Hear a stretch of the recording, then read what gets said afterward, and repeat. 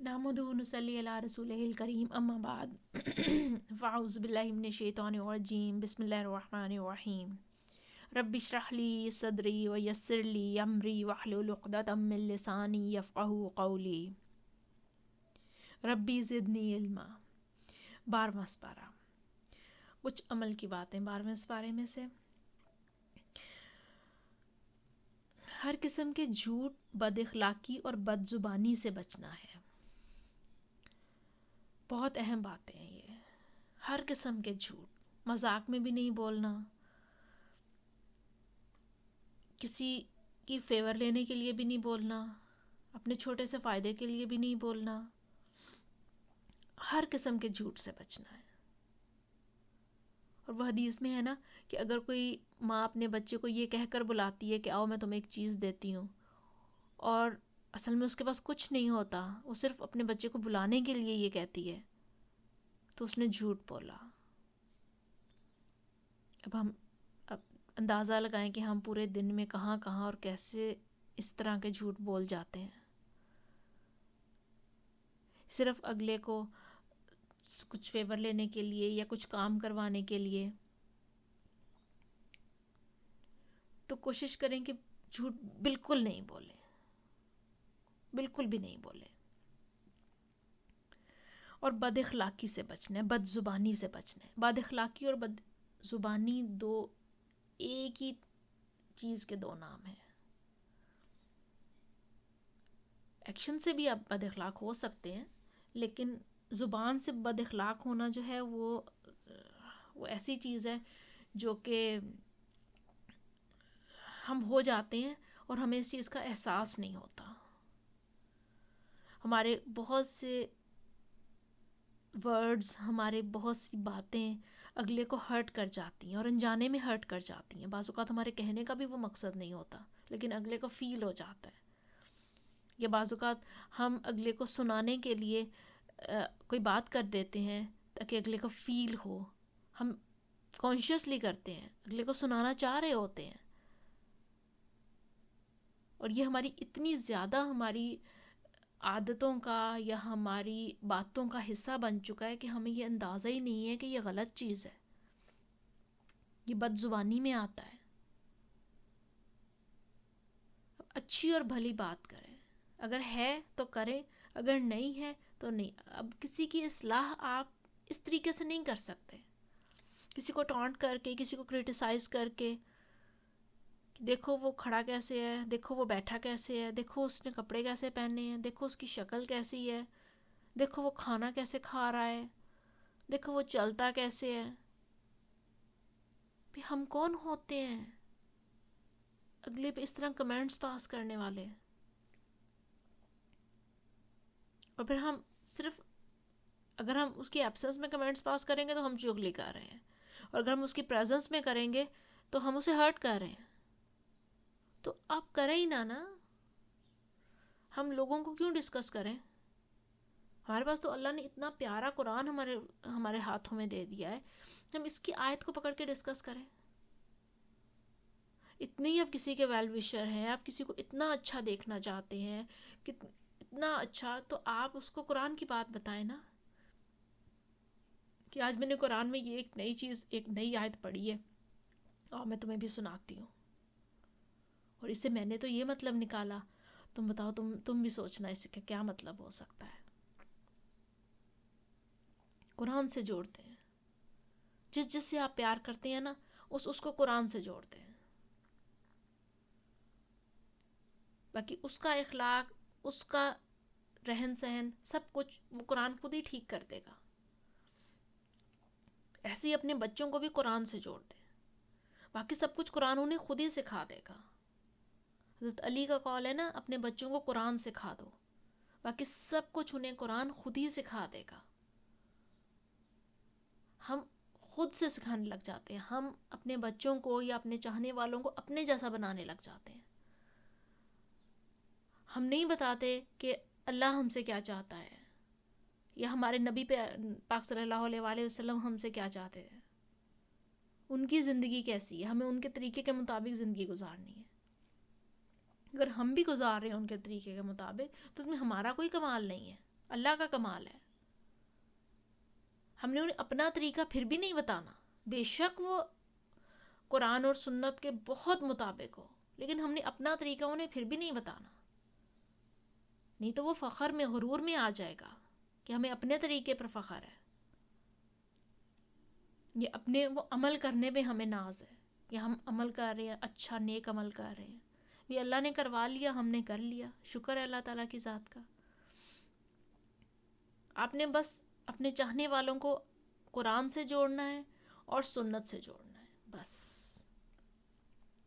پھر ہمارا اخلاق، ہماری زبان، ہمارے خیالات، ہماری سوچیں، سب کچھ ہمارا صحیح ہو جائے گا. اور وہ اس وقت ہوگا جب ہم قرآن مجید کے بارے میں کسی قسم کے شک میں مبتلا نہیں ہوں گے. جب ہمیں خود ہی شک ہو جائے گا تو پھر ہم لوگوں کو اس طریقے سے بات نہیں بتا سکیں گے. ہم یقین اسی چیز پہ کرتے ہیں نا جو ہمیں پتا بالکل ٹھیک ہے. تو پھر ہم قرآن پہ کیوں نہیں یقین کر لیتے کہ بالکل ٹھیک ہے، یہ تو اللہ کی کتاب ہے، کیسے ہو سکتا ہے کہ اس میں کوئی چیز ہمارے نقصان میں لکھی ہو؟ کیسے ہو سکتا ہے کہ انسان کا ایک انسٹرکشن بک اللہ نے دے کے بھیجی اور اس میں انسان کے لیے نقصان ہو؟ کیسے ممکن ہے؟ ہم کیوں نہیں پورا پورا اس پہ یقین کر لیتے؟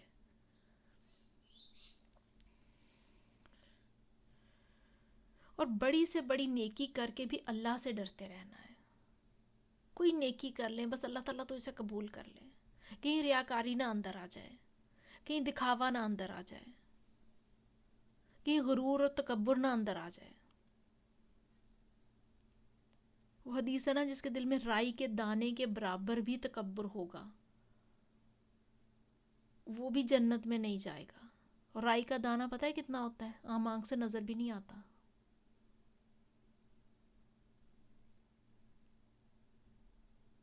اتنا سا تکبر بھی نہیں ہمیں جنت میں رکاوٹ بن سکتا ہے جنت میں لے کر جانے میں.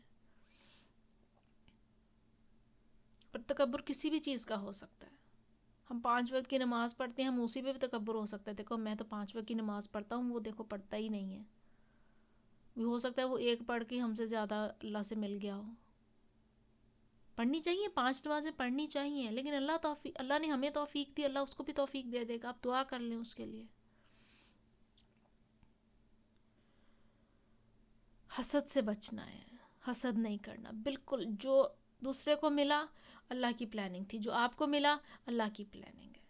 اللہ دے کر بھی آزماتا ہے، اللہ لے کر بھی آزماتا ہے. مل جائے الحمدللہ، نہیں ملے الحمدللہ.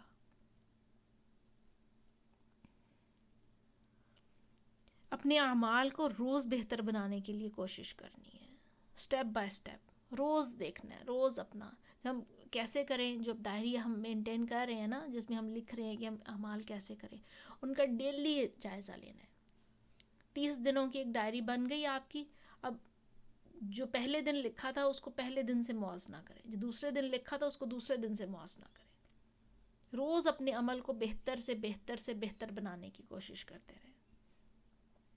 اور روز رات کو جب سونے لگیں تو اپنے ذہن میں ایک اچیومنٹس دیکھیں کہ آج یہ والا کام میں نے کل سے بہتر کیا ہے، یہ اس والے کام میں تھوڑی میں پیچھے رہ گئی، کل انشاءاللہ اس میں امپروو کروں گی.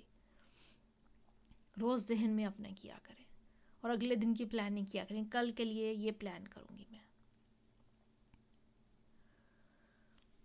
اور جب بھی کوئی نیک اعمال کریں تو اس پہ پھولنا نہیں ہے بلکہ عاجزی اختیار کرنی ہے کہ الحمدللہ اللہ تعالیٰ نے مجھ سے یہ کروا لیا، ورنہ میری ہمت میں نہیں تھا، میرے بس میں نہیں تھا. کوئی بھی کام کرے صبح سے شام تک، کوئی بھی کام اللہ کے رحمت فضل کے بغیر تو ہو ہی نہیں سکتا نا. تو جب وہ ہو جائے کام، تو کام کرنے سے پہلے اللہ کی مدد مانگیں اور کام کرنے کے بعد اللہ کا شکر ادا کریں کہ اللہ تیری رحمت سے یہ کام ہو گیا، ورنہ میرا کیا اوقات تھی کہ میں یہ کام کر سکتی.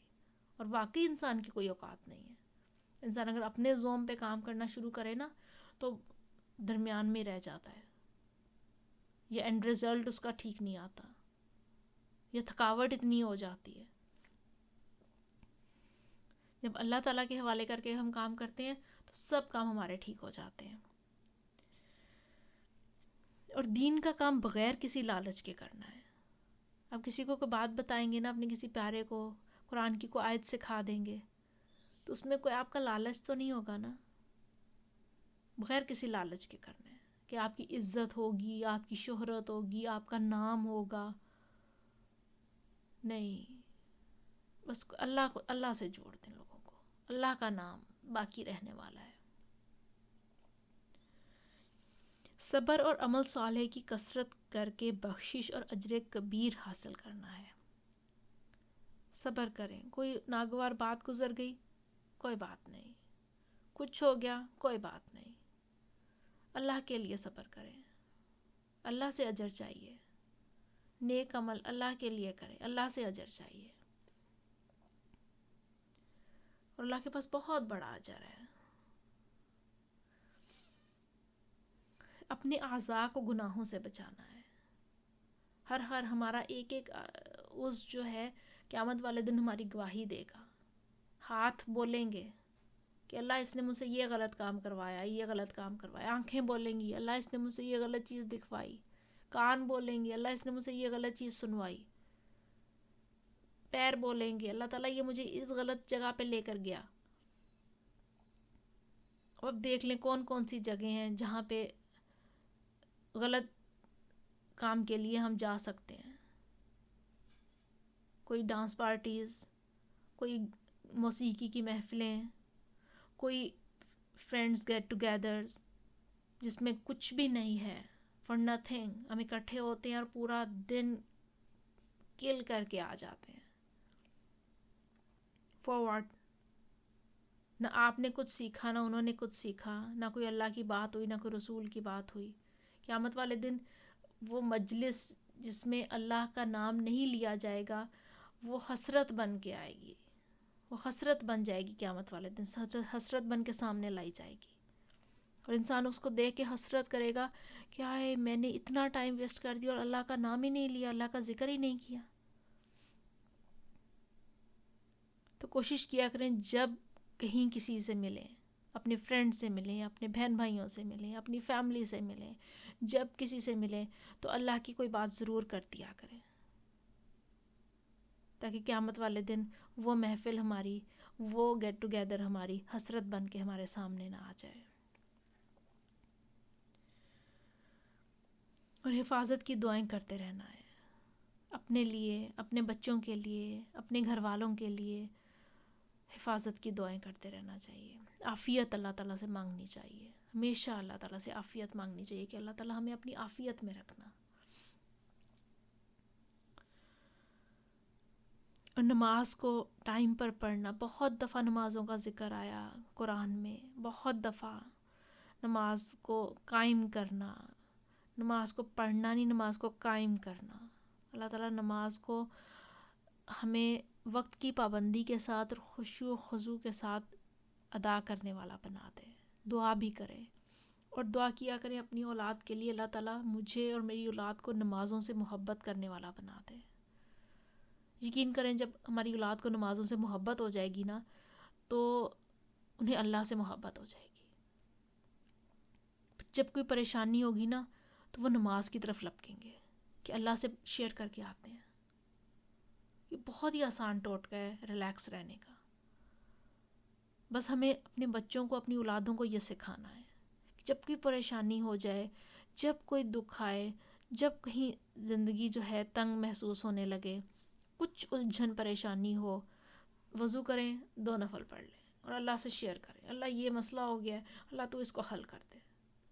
انہیں ایسی محبت ہو جائے گی نماز سے کہ وہ وہ کہیں گے کہ یہ بس ہم نماز جو فرض نماز ہے وہ تو پڑھنی ہی پڑھنی ہے، لیکن ہر مشکل میں وہ نفل پڑھیں گے اور وہیں سے حل ڈھونڈیں گے.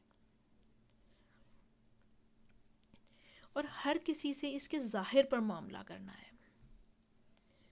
جو کوئی ظاہر میں جیسا بھی ہے نا بس اسی طرح سے اس کو لے لیں. وہ اچھا دکھ رہا ہے الحمدللہ بہت اچھا ہے، کیونکہ ہمیں کسی کے دل کا نہیں پتہ. دل میں وہ جیسا بھی ہوگا، ہم غیب کا علم تو نہیں جانتے. ہمیں دیوار کے پار کچھ نہیں پتا، ہمیں لوگوں کے دلوں میں کیا کچھ نہیں پتہ، اگلا سوچ کیا رہا ہے ہمیں کچھ نہیں پتہ. بعض اوقات لوگ اتنے دل کے جو ہیں وہ جیسے بھی ہوں، بہرحال زبان سے اب ان کا جیسے وہ نظر آ رہے ہیں ظاہر سے ان کا معاملہ کر دیں، تو باقی اللہ پہ چھوڑ دیں اور حفاظت کی دعائیں کرتے جائیں لوگوں کے شر سے، ہر کسی کے شر سے. اپنے آپ کو، اپنی اولاد کو اللہ کی امان میں دے دیں اور اپنے مقصد پر نظر رکھ کر کام کرنا ہے. آپ کا مقصد کیا ہے؟ اللہ کو خوش کرنا، سمپل. کوئی خاص مقصد نہیں ہے، کوئی خاص مینس کہ کوئی بہت مشکل. ہم نے صرف اللہ کی کتاب کو پڑھنا ہے، اللہ کی کتاب کو سمجھنا ہے اور اللہ کو خوش کرنا ہے. کیسے خوش کرنا ہے وہ سارے طریقے اللہ نے اپنی کتاب میں بتا دیے.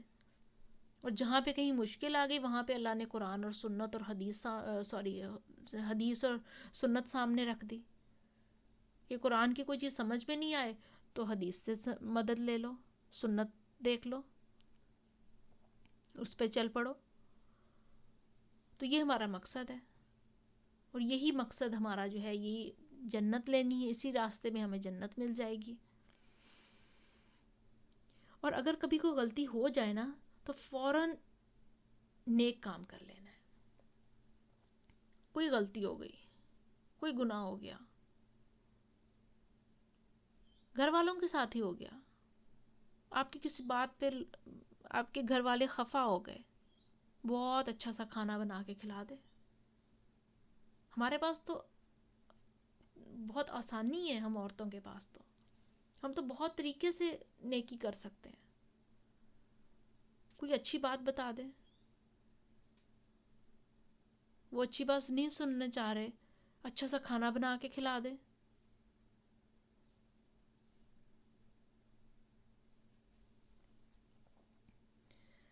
تو کوشش کریں جب کوئی غلطی ہو جائے، انجانے میں کوئی کام ہو جائے تو کوئی نہ کوئی نیکی کر لیا کریں.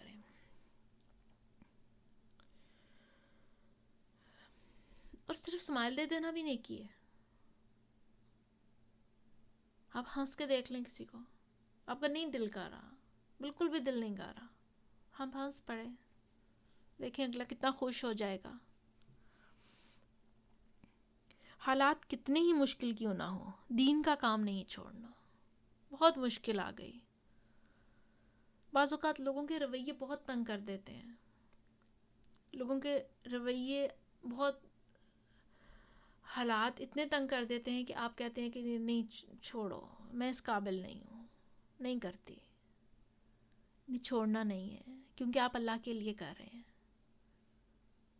اور دیکھنے ہیں کوئی طریقے لازمی ڈھونڈنے ہیں کہ جس میں ہم اللہ کے لیے دین کی کوئی خدمت کر سکیں. کوئی کام ڈھونڈ لیں جو آپ کو لگتا ہے کہ آپ کر سکتے ہیں. اور بہت آسان طریقہ ہے کہ آپ گھر سے شروع کریں اس کو، اپنے بچوں کو بتانا شروع کریں، اپنے ماں باپ کو بتانا شروع کریں، اپنے بہن بھائیوں کو بتانا شروع کریں. وہاں سے پھر بات آگے تو پھر بعد میں کی بات ہے. سب سے پہلی ذمہ داری تو ہمارا اپنا گھر ہے نا، تو اپنے گھر والوں کو بتائیں.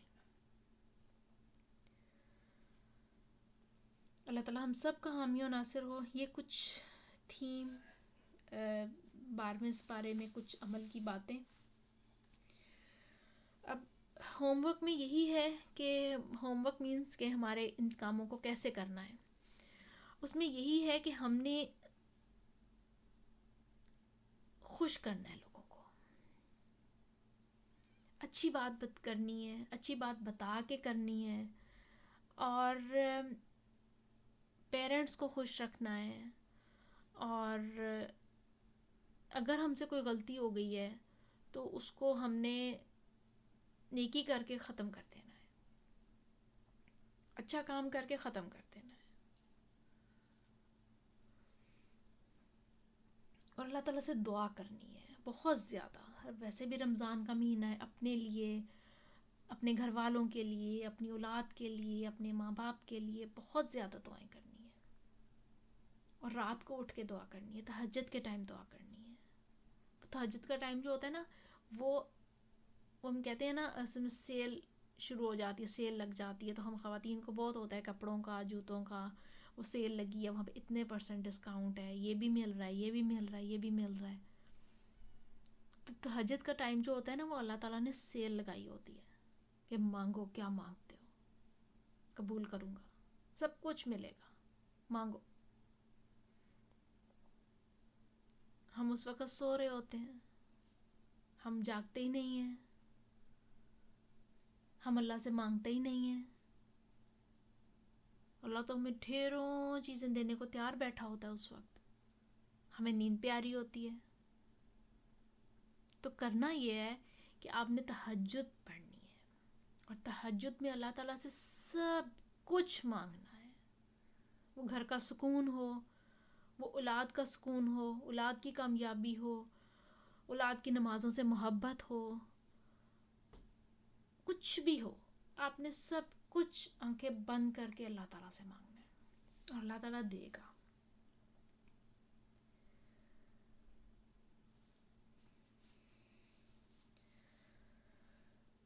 اللہ تعالیٰ ہمیں اپنی امان میں رکھے.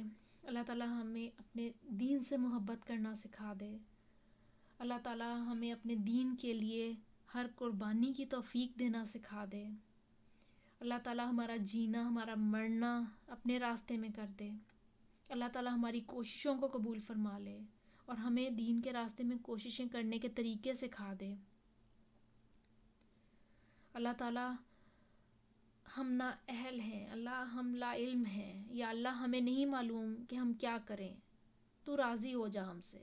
اللہ تو ہمارے دلوں میں ڈالتا رہے، ہمیں مزید نیکیوں کے موقع عطا کرتا رہے. اللہ تعالیٰ ہمیں قرآن سے دور نہ کرنا، ہماری زندگی اور موت اسی کے ساتھ ہو، اور قیامت کے دن ہمیں اپنے خاص بندوں میں اٹھانا، وہ خاص بندے جو اہل القرآن ہوں. یا اللہ جو تیرے خاص بندے ہیں، جو تیرے قرآن پڑھنے اور پڑھانے والے بندے ہیں، اللہ تعالیٰ ہمیں ان میں شامل کر دے. یا اللہ ہمارے والدین کو، ہمارے ازواج کو، ہماری اولادوں کو اور ہماری آئندہ نسلوں کو قرآن سے محبت کرنے والا بنا دے. رب ارحمہما کما ربیانی صغیرا. ربنا هب لنا من ازواجنا وذرياتنا قرة اعین واجعلنا للمتقین اماما. ربی اوزعنی ان اشکر نعمتک التی انعمت علی وعلی والدی وان اعمل صالحا ترضاها واصلح لی فی ذریتی انی تبت الیک وانی من المسلمین. ربنا تقبل منا انک انت السمیع العلیم وتب علینا انک انت التواب الرحیم. سبحانک اللہم وبحمدک اشہد ان لا الہ الا انت استغفرک واتوب الیک. السلام علیکم ورحمۃ اللہ وبرکاتہ.